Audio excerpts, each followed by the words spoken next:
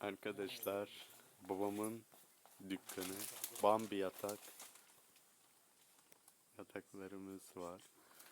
Altındaki ne? O da mı? Yataklarımız var. Dolaştırıyoruz.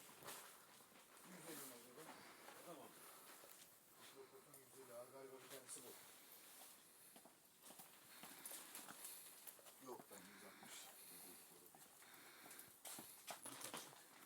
Bunlara hidrofoton var Azim abi. Ucuz yatak ya.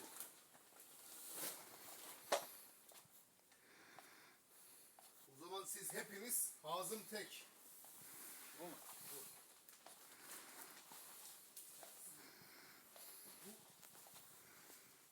Bu aynasıyla beraber bu bir müşteri. O İranlı dediğim adam var ya.